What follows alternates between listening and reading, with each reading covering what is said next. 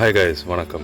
So, as mentioned before, this would be my 1 year review of the Mahindra Thar. It was recently launched by Mahindra last year. So, I'm not very good at this speaking to the camera, so don't judge me for that. This video, I will be talking to you guys about what I like and what I dislike about this car.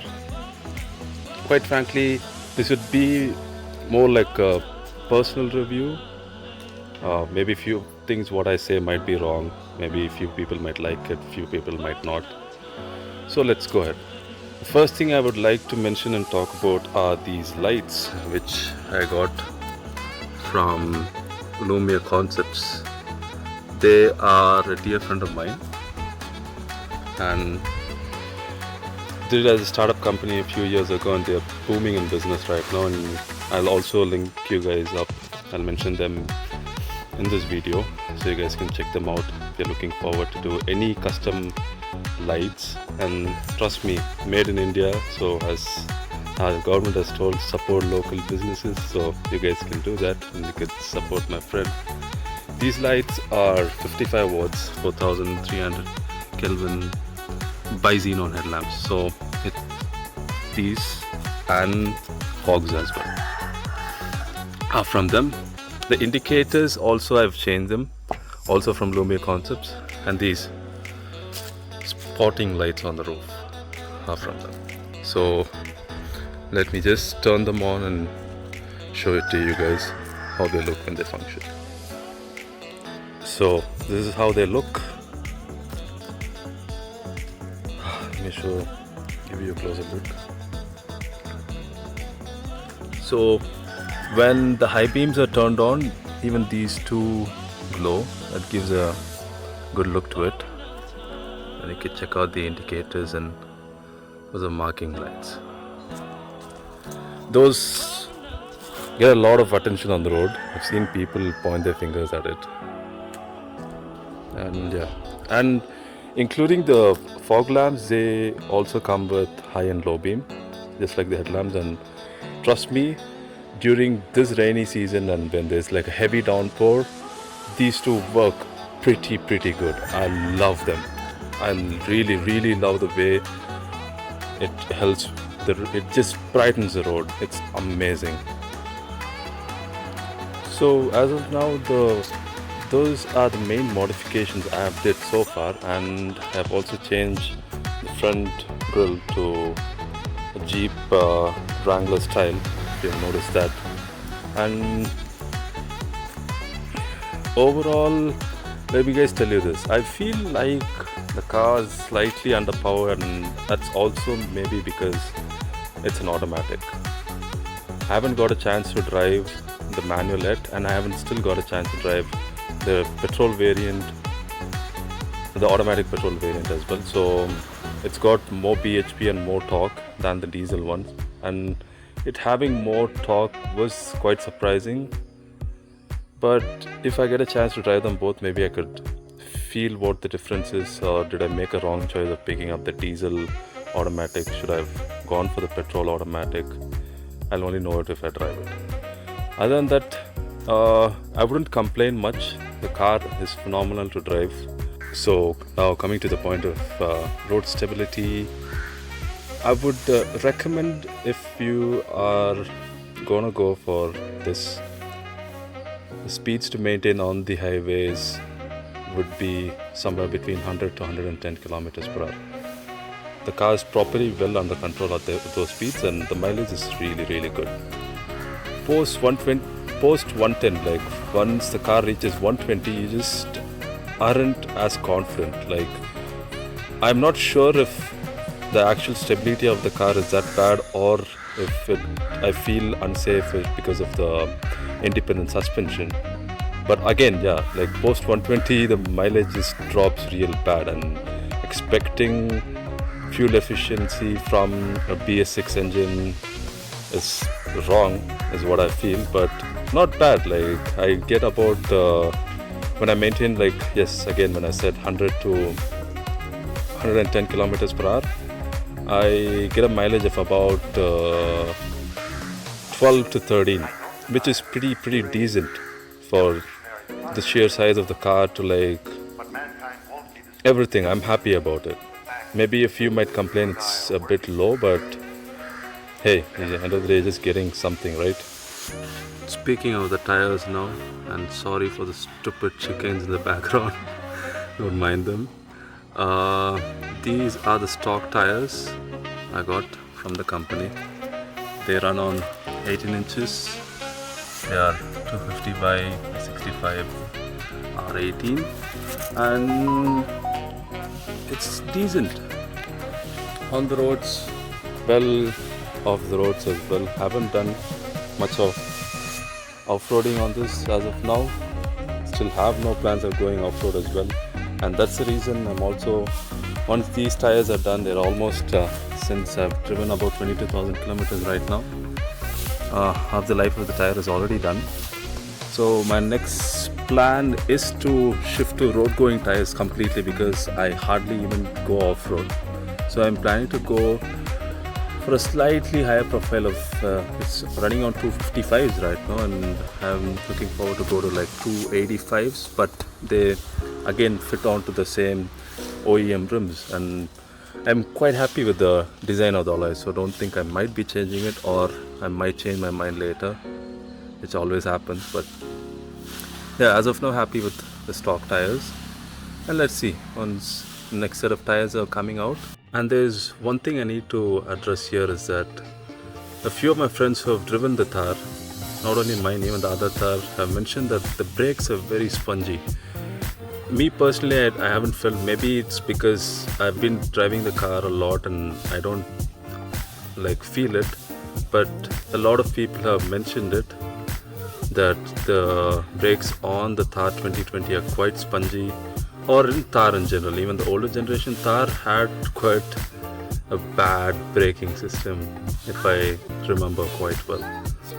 But yeah, coming to the interiors, yeah, this is a decent place to be in. You know, you can't ask for much, because it's more like an off-roader, and they claim that the interiors are water resistant or waterproof. I don't know, I don't mismatch the words. Something they need to fix very much are the quality of their plastic. As you can see here, it's broken. That is already replaced. Again, it's broken. They need to maybe increase the quality of the plastic bits on the interiors as well. That's something I would mention. So overall, I would say I'm actually having a good time with this car. Like, not much things to complain. So I mean, you could actually see I've already completed about 22,000 kilometers.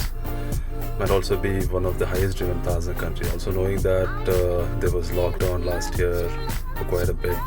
Still, we put the car to its maximum use. I've did quite a bit of long distance traveling as well. I've been to Mudumalai, Ooty, it's been to Kerala, a few other places. I've been to Chennai, Bangalore quite a bit. And yeah, I mean, yes, it is kind of boring at times, cruising at 110, but can't ask for more.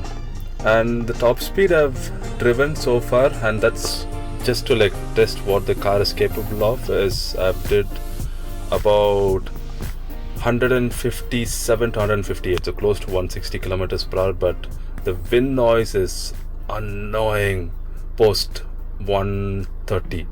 Very, very, very bad. I wouldn't recommend anyone going at those speeds, because the car absolutely feels super light and there's no control. But yeah, if you just want to test it out, go for it. It pulls absolutely nice. Quite decent again, yeah, for a very boxy and the most least aerodynamic shape. It's quite decent, that's what I'd say.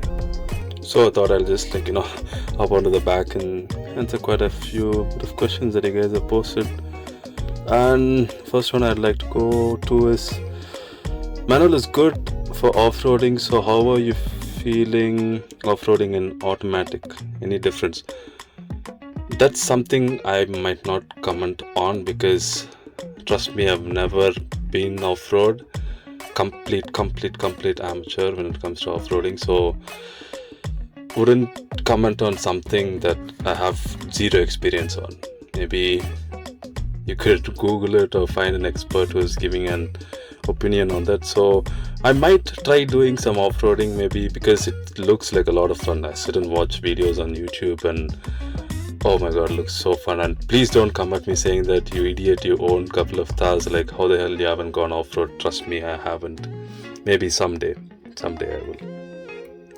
But yeah, as of now, this stays on the road 90% of the time. Coming to the next question, automatic or manual, which is best for an enthusiast? So see, it's, how do I put this? Because I'm someone who travels to the city a lot, so you definitely know the answer to that. Having an automatic in the city is the easiest thing. Driving a manual, after a period of time, your legs start hurting, and trust me, you'd rather be in an automatic and just be happy about it than being in a manual. Manual is something, yes, an enthusiast would prefer a manual, but if you're someone who lives in the city and who travels a lot, I would recommend going for an automatic. It's just easier. Why do you want to stress yourself? Moving on to the next question. I think you own previous model also. What is major difference you notice, good or bad, between? Yes, from the time they were launched the Thar, I've had them. So this technically is my fourth one. And yes, I would say huge difference when it comes to the comfort, when it comes to the interiors, when it comes to the way it drives. And come on, like a huge step up. Like Mahindra just stepped up their game like a boss when it came to the Thar. I'd give them that. Moving on to the next question, that would be, how did I even miss this, man? That's true. Turning radius is very less. How to improve? There's no chance you can improve that, and I really had to mention that in the video. Yes, the turning radius is absolute rubbish.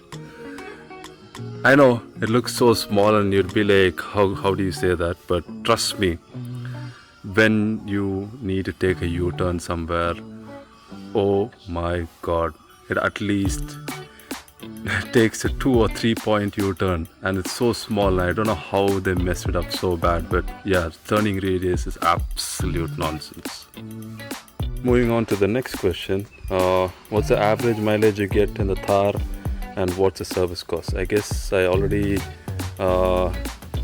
did mention about what's the mileage I get. So the service cost, yeah, the first service is free, obviously. Second and third service cost me at about 10,000 bucks is typical pricing of Mahindra, I guess. Third service is what I'm waiting for. That'll be in another few thousand kilometers, since I already covered 22. Third service is at 30,000 kilometers. So let us see. I'll let you guys know. I'll keep you posted on that. To the next question, how good is it in this rainy weather?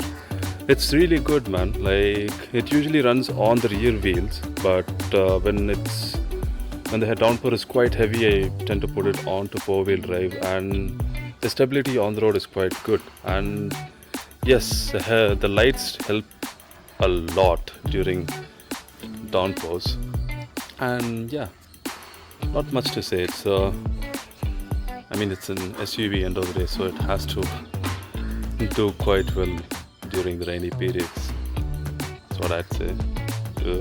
Moving on to the next question, top speed and control. Yeah, top speed, as I already mentioned, I've gone to about close to like 157, 158 to 160 kilometers per hour, and highly not recommended to do that. Here comes the chicken again. Yeah, highly recommended not to do that, because it feels very unsafe, and please don't risk yourself doing that. If you want to do it once just to feel the potential of your car, but I wouldn't advise you going beyond 120 km. Coming to the last question, what do you think about the transmission? So I would say that I'm happy with this. It is, yes, to be quite frank, it is a bit sluggish, but I can't complain because the engine is not that powerful for me to expect it to be super crisp, and end of the day, yeah, it's still a Mahindra, so I can't expect much. But I had quite a bit of fun driving the manual Thar, the old one. So should I 100% I'm sure that it should be the same fun driving the new one's manual. But since I already mentioned earlier in the video, I'm someone who drives most of the time in the city or on the highway. I prefer to use the automatic. And there's something I need to mention is that it doesn't engage the top gear until you reach about 90 kilometers per hour. I am not sure why. Even if I shift it to the manual mode and I try to shift it to the fifth gear, it just doesn't shift for some reason, and I don't know why. Maybe that's how the gearbox is set up or whatever. So yeah, I'm having quite a bit of fun. Overall, the car is really good. If you're going and if you're planning to buy one, I would definitely recommend you getting one. And yes, again, if you have a multiple car garage, highly recommend it. Go for it. Desi Thar, Desi Wrangler, sorry. A fun little car, an engaging little car to drive. Absolute worth for money. So this is my personal opinion on the Thar. And please don't judge me for doing an absolute stupid review, but maybe I'll try and improve it, or maybe this could also be my last review. But yeah, this is me guys, so